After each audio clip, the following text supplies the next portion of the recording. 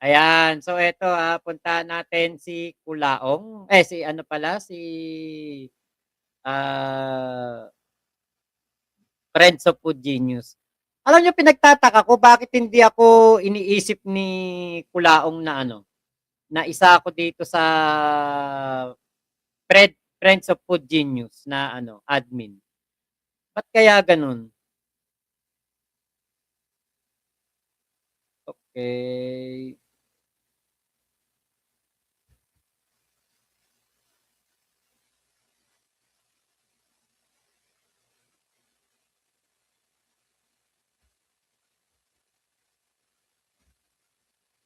Okey, puntahan natin 'tong ano, 'tong, video ni Kulaong.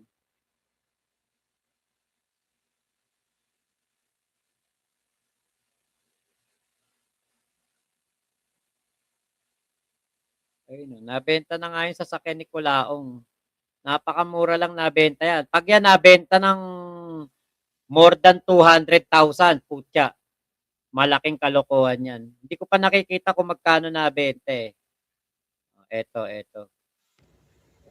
Ay, magandang araw po sa inyong lahat at for clarificatory lang po. Totoo naman po na noong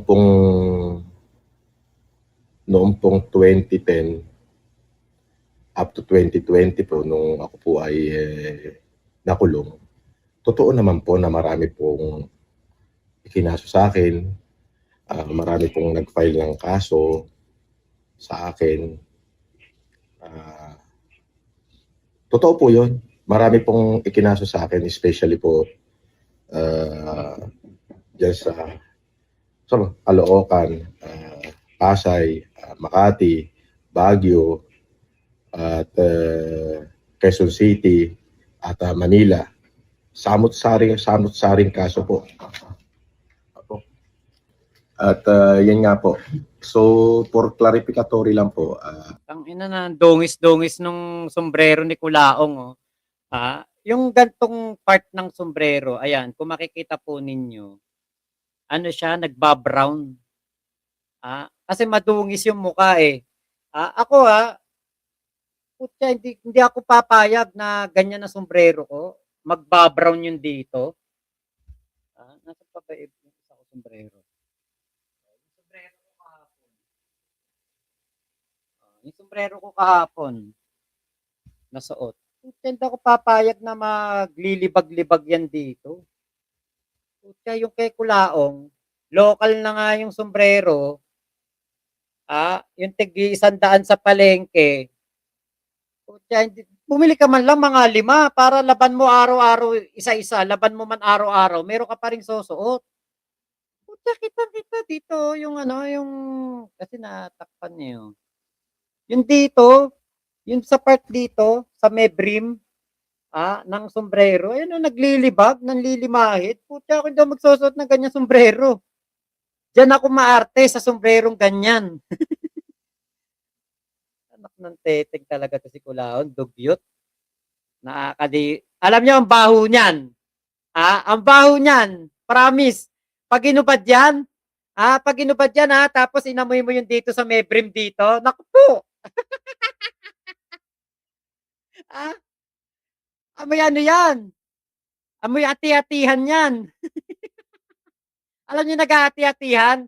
Yung kada January 10, Fiesta ng Santo Niño, yung mga nag-aati-atihan, nakabilad sa araw, nagsasayaw, may mga sako. Naku po, gano'n na magiging amoy mo diyan. Anak ng teteng kakulaong. Hindi ka man lang makabili ng sombrerong maayos-ayos. Ah, Kay Casper yata 'to, eh. Magkano lang sombrero? Eto, katulad nito. Hindi, ito mahal 'to, eh, sa Malaysia ko 'to nabili. Limited edition 'to ng Chicago Bulls, eh. Meron akong mga yung mga nabibili ko sa ano, sa New Era, mga sale. Meron 'yan, mabibili mo sale, mga 1,800, ayan. Mga nilabas nila 6 months ago tapos inuubos na lang nila yung stocks. Makakabili ka 1,800, 1,700. 'Di ba? Bumili ka man lang ng medyo disenteng sombrero. Kasi portray mo mayaman ka, eh. Ang pinoportray mo bilyonaryo, milyonaryo ka, eh. Tapos sa sombrero mo tig-100 sa palengke. Ah, ako meron ako sombrero ng mga ukay-ukay, pero original. Hindi ako magsusuot ng hindi original na New Era o original na sombrero. Bakit? Eh, yun yung pangarap ko nung araw, eh. Pangarap ko nung bata ako, eh, makapagsuot ako ng sombrerong original. Ah, yung mga nasusuot ko naman nung dati, mga pinaglumaan ng mga pinsan ko, ng mga tito ko, original din. Kaya lang talagang halos bulok na 'pag dumating sa akin, 'pag napunta sa akin. Third hand na. Hindi na second hand, eh, third hand na. Oo. Kaya eto si Kulaong, sana naman lang 'di ba, putya bumili ka man lang ng maganda-ganda sombrero, magaganda pa sombrero ni Joy sa'yo, eh. Totoo naman po 'yon na kung saan ako po ay nakasuhan ng anti-alias law, kinasuhan din po nila ako ng illegal use of passport, kung ano-ano po, samot-sari pong kaso. Pero for clarificatory po, andyan, ipakikita ko po lahat yon. Eventually po ay acquitted naman po ako lahat at permanent dismiss na po yung iba. So lahat po ng mga bagyo, yung anti-optometry law, yung anti-passport law sa Quezon City, yung estapa daw po sa Pasay, yung pong sa Caloocan, Ba't hindi niya masabi yung Bausi? na Bausi, Yan. at yung sa Manila po na anti-alias, at yung sa Makati po na estapa daw, ay makikita niyo po dyan ay acquittal and permanent dismiss po, halos pang kalahatan. Kayo na, Ayun, oh, 'di ba? Good thing na gano'n na nangyari. Bakit? Eh, kasi dito sa mga kaso ni MG sa'yo, kaso ng nanay niya, kaso ng asawa niya, kaso ng pamilya ni ano, mga biyenan ni MG, eh, dun talaga malabong ma-acquit. kayo na ho lang ho ang bahalang humusga. Hindi kami huhusga sa'yo, korte, gago. At maraming salamat po. Ito pong video na to ay for clarificatory lang po para doon sa mga supporter ko at para na din po doon sa mga hindi supporter na baka nag-iisip sila na akong araw po ay maraming kaso po. Salamat po at mabuhay po kayo. Ayun. Meron tayong nakuhang info diyan. Yung sa Bausi, ah, nag-ano daw, motion for desistance etong nagkaso ng Bausi kay Kulaong. Alam niyo na kung ano nangyari doon. Kung bakit nag-act of desistance. Ah, ano ba nangyayari sa mga ganyang kasuhan? Ano nangyayari sa mga ganyang kasuhan at nadi-dismiss ang kaso, 'di ba? Alam niyo na 'yon. Kasi nung panahon naman nung pandemya, si Nay Mary Ann hinanap yang mga biktima ni Kulaong noon do sa human trafficking case. Hinanap ni Nay Mary Ann at sabi nga ni Kulaong bayaran na lang daw, tigda 200,000. Eh, alam na natin kung ano nangyari do'n, sa kaso niya do'n sa sa ano tawag doon, sa kaso na mga Bausi. Pero actually ito yung mga sinaunang kaso ni Kulaong, mga sinauna. Meaning nung pang mga matatagal na panahon na. Hindi pa siya lumalabas nung pandemya, wala pang pandemya 'tong mga kaso na 'to. Oh, imagine niyo po kung gaano katagal ang kasuhan dito sa Pilipinas. Ah, Bago pa pandemya, so it means before 2020 pa 'yan. 2026 na po ngayon, 'di ba? 'Yan po ang katibayan na talagang ang, kasuhan dito sa Pilipinas tatagal talaga ng taon. Napakahabang panahon ang paghihintay mo para lamang, sa isang kaso. Kaya po naku, diyan po sa mga na-dismiss na kaso o na-acquit si Kulaong, 'wag po tayo mabahala. Wag po tayong maano, yung parang mag-alala. Katulad nung unang comment kanina na na-acquit na daw si Kulaong, baka daw mamaya gumante kay MG. Hindi naman po kaso ni MG yung na-acquit si Kulaong eh. Patuloy pa rin po yung mga kaso ni Kulaong kay MG. At meron pa pong mga paparating. Si Chief Kalinisan nagkaso din. Sila Kanilaw, wala tayong update eh. Araw-araw tayo nag-aabang kung ano na ang nangyari kay Lakanilaw. Ang dami po kasing issue ngayon ng LTO. Ang daming problema ng LTO sa mga pasaway na motorista. Kaya siguro hindi na asikaso ng ating LTO chief. Pero sinabi naman niya na magkakaso siya. Baka nagkaso na, hindi na lang pinamidya. Yan po ang ano na lang natin. Yun nga, maganda din na hindi na pinamidya, hindi alam ni Kulaong may darating na sa kanyang patawag sa korte. Diba? Ngayon, dito po sa mga kaso na na-acquit si Kulaong, hindi po ito yung pinaka ano natin, yung pinaka hinihintay. Ang pinaka hinihintay po talaga natin dito yung acquittal ng yung acquittal, yung pagbaba ng sakdal diyan po sa kaso na human trafficking. At ito po tandaan nyo, kahit anong kaso na na-acquit, hindi ibig sabihin walang ginawang kasalanan ang isang tao. Yan po tandaan ninyo. Yan po wag ninyong kakalimutan. Ang isang tao na na-acquit, hindi po minsan yan malinis. Hindi po ibig sabihin porke na-acquit, wala ng kasalanan. Yan po ang inyong pakakatandaan. Kaya dun po sa mga nag-aalala na naku na-acquit si Kulaong, hindi po ganun-ganun lang ang basta acquittal.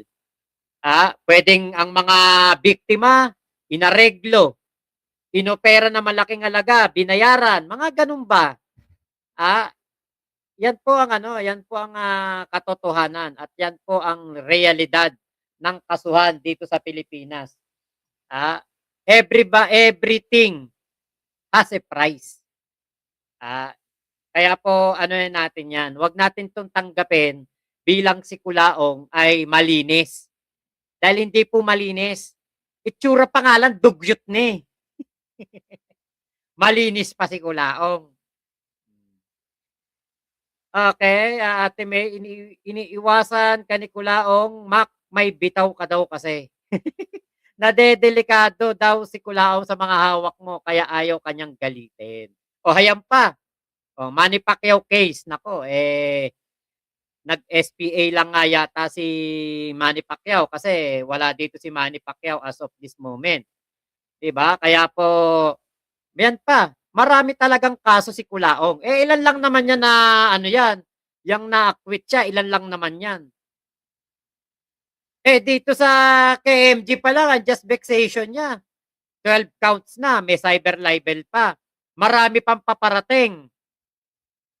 Huwag nating kakalimutan yung 600 page o 700 pages ba ng kaso na isasampa ni MG, pati yung perjury, 'di ba?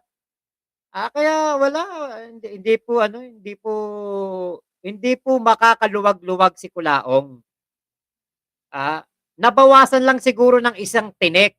Pero yung tinik na nakatusok sa kanya, 1,000,000. Yung tinik, isa lang ang nabunot. Okay, Kuya Gary, nga, pati si Boss Mike ata hindi pinagbibintangan bilang FG. Ate Virgie, May, in fairness, mabait na DDS si Argo. Is all over sa mga maka-PBBM vloggers. Good sport siya, di tulad na ibang DDS. Kaya lang, minsan nabubwisit ako sa katangahan din yan. Ate May, ang baho tignan, kahit sa video lang, duldog ta, okay na. 18K, 80K ata na benta. Hindi po natin confirm Kinaption lang yan ni Food Genius pero hindi po kasi natin kumpirmado. Mamaya tignan ko, hindi ko pa kasi napapanood yung video Kuya Manny, okay pa dito idol, di ako na high blood kasi kanina na high blood ako sa mga comment ng DDS. Eh, naku, ano yun, ano po talaga yung mga DDS, ganyan talaga. Okay, sabi ni Kuya Henry, grabe na mukha ni Kulaong. Nakaka, no. Alam mo, parang, etchas. Para ipot, nilagyan ng ilong, na parang puwet ng bata, nilagyan ng bibig, na maitim, na labi, nilagyan ng mata, nilagyan ng kilay, nilagyan ng pisngi, parang gano'n, eh, 'no, para etchas. Para sa Poso Negro nakatira. Tapos ito pa, puti pa ng puti, kaya lumulutang ang pagiging mukhang putik, 'di ba? Puti pa ng puti. Akala niya malinis siyang tignan, hindi. Akala niya porke naka-Fred Perry siya mukha siyang malinis, mukha siyang alta sosyedad. Hindi. Ang tanga bumili nun, ang mahal gasolina, bumili pa malakas sa gasolina ng sasakyan. Tama. Oh, Boss Mac, paano ba labhan 'yan? Actually, yun na yung pinaka last resort mo. Kapag ikaw ay nagsusumbrero, yun ang pinakahuling gagawin mo kapag sobrang dumi na ng sombrero. Ako kasi yung mga eto katulad nito, dina-dry cleaning ko lang 'to, kasi nandun sa loob ng ano ko, loob ng kwarto yung cleaner ko. Isa sa mga panlinis ko eto, New Era Cap Brush. Ngayon kapag ito nagpuputi-puti na, kinikis-kis ko lang, ginaganon ko lang, ayan, kunwari eto namuti na 'tong poldorin niya na ano dito, leather, gaganyanin mo lang. Babalik yan sa dating ano niya. 'Pag hindi na kaya nito, cup cleaner. Kapag hindi na kaya ng cup cleaner, Sunrox na pandecolor, huwag kang gagamit ng Ariel. Tide, yung simpleng Tide lang. Pwede rin yung Tide with Downy. Tapos yun, babad mo lang siya mga 10 minutes para lumambot yung mga mantsa. Tapos saka mo kuskusin. Ang ginagamit kong pangkuskus, yung luma kong yung shower, ano ba tawag doon? Yung nakalimutan ko, pang shower scrub, parang ganun. Yung luma ko na yon. Yun ang ginagamit ko. Para mild lang. Mild lang na pagkuskus na ganun. Pag nababad mo na siya ng 10 minutes kasi, mababaklas na yung mga dumi niyan eh. Tapos banlaw na lang. Pag sinampay mo, wag mo isasampay sa direct sunlight. Kasi ang mangyayari niyan, pag nilagay mo sa direct sunlight, etong pinaka ulo na to, part ng sombrero na to, lulubog siya. Tapos mauunat, parang papangit yung forma niya, parang gaganyan siya. Kaya hindi ko po ginagawang inalalagay sa direct sunlight. Kasi dati nung bata pa ako, wala akong alam sa paglilinis ng sombrero eh. Binibilad ko pagkalabi, pagkatuyo, parang pag sinuot ko, parang sapad yung ulo ko dito eh. Ay nako, napunta na tayo sa Capcare Actually, gusto ko nga dating mag-vlog niyan eh, mga Capcare. Capcare vlogs ba tawag dun? Okay, dumidikit ang libag, sabi ni Ate Virgie. Kuya Manny, original naman ang libag idol. Yun, oo. At least 'di ba original yung libag ni Kulaong. Legit na libag. Okay, Casey Luortesa. Aba, nagmahal na pala sombrero sa palengke ngayon. 200 na. Oh, Ate Persona de Gracia, nakakasuka naman yun. Nako, oo, ate. Nakakahilo pa yan. Kapag amoy pawis na, nakakahilo yan. Ate May, nanggaling na sa ulo ni Casper, sinusuot niya pa rin. Yun nga, maamoy yan. Kuya Henry, Abby Marquez, ito si Henry pa din. Ayos lang naman. Ikaw at mga kiddos. Ayun. Okay. Ganda niyang Chicago Bulls. Ayun, ano talaga ako. Diyan ako dati nahilig sa Chicago Bulls. Okay, ganyan daw po talaga pag trilyonaryo. Kailangan ng gigitata ang cup. Chay taray. Okay, Ate May, yung isang Chicago Bulls na limited edition. Ito. Ito. Actually, ito din. Yan, ito yung special dyan All-Star Game Chicago. Ayan. Yan yung isang dyan. Saka dito New Era, ano siya, Michelinese. Ayan. Actually, mas special 'to, eh, 'tong suot ko na 'to kaysa dito. Eto kasi kaya 'to special, kasi yung ano niya, yung design niya, ayan 'no, parang makintab siya na ewan ko kung ano tawag dito, parang sa uniform ng basketball. Eto naman, vintage style. Actually, mas mahal 'to, eh. Okey, wala kayo sa salukot ko. Okey, mas maganda sombrero ko gawa sa abaka. Ay, mas maganda yung bigay ni Ate Virgie, ah, na ano, na sombrero, abaka. Ah, yan ang magandang sombrero, Ate Virgie, abaka. Dati ang lola ko ganyan ang sombrero, eh. Nung dating ano, yung mga sombrerong abaka, yung parang salakot, yung ano tawag dito, yung parang ano, parang gawa sa ano ng kawayan. Okey, Rob 18, si Ulagang Kulaong, buhay na naman sa sarili niyang mundo. Eh, Kuya Gary Cava, bibigyan siya ni MG Cup kaso sasapukin muna siya nun. O Matsala, Kulaong, miss ka na namin mag-angas. Ate May, sarap magkakaso ng slight physical injury si Kulaong ang complainant. Bait ni Norman ngayon, oo, Pritz Willan. Pero 'di ba hindi makatiis si Kulaong na hindi mag-sokmed. Ginawa mo kaming judge, bobong Kulaong 'to. Okey, Ate Ira, nagkabayaran, ayan.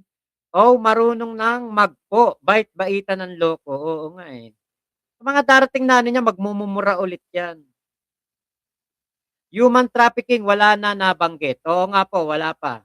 Oh, alam niyo na 'pag may motion of desistance, tuwang-tuwa ang staff ng branch, okey. Hindi po ano, eh, binayaran nga po talaga, Kuya Gary. Oh, sarap suot ang abakong sombrero, cooler. Eh, Ate Ira, mga dati niya pang kaso 'yan, as early as 2010 pa yung iba. Tama po. Eh, pansin ko 'pag may motion for desistance, tuwang-tuwa talaga sila 'no, para bawas kaso na nililitis. Mesyang TV, ayan, hello po. Kuya Henry, buset 'tong kulaong na 'to, parang tatrangkasuhin na naman ako sa kadugyutan ng mukha. Annalisa Julian, ang kapal ng mukha ni Kulaong, banat pa rin kahit hilahod. Annalisa Julian? Okey, expired na, shoutout po.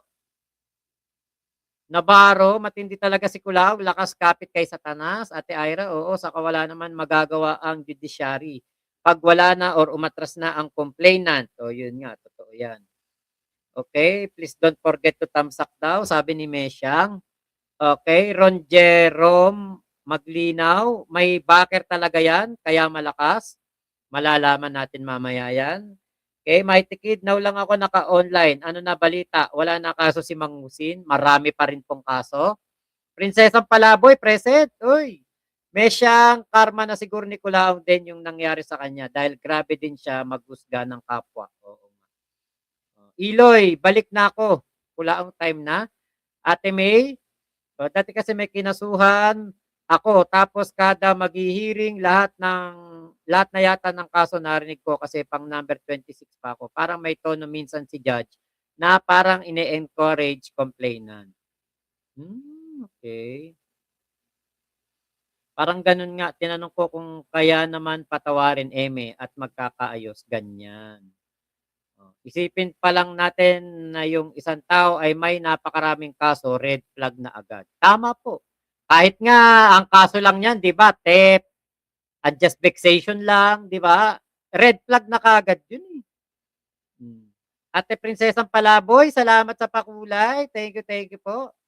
Aba, may pakulay kaagad, oh. Thank you po. Expired na, lugmok na si Kulaong kahit ano pa gawin niya. Tama naman. O Mami Bex, kita na comment mo, bakit si Kel hindi? Hindi ba nakikita? Okay, Prinsesang Palaboy, mukhang mayabang na naman ang anito nila. Hindi nga nakatiis, eh, lumabas, eh. Okay, madaming bataan si Argo, parang may BPO na 'yan, daming troll army niyan. Okay. So maraming salamat po, ingat po kayo, nasaan mang panig kayo ng mundo, momo chup chup, love you, God bless us all, Pilipinas, God first.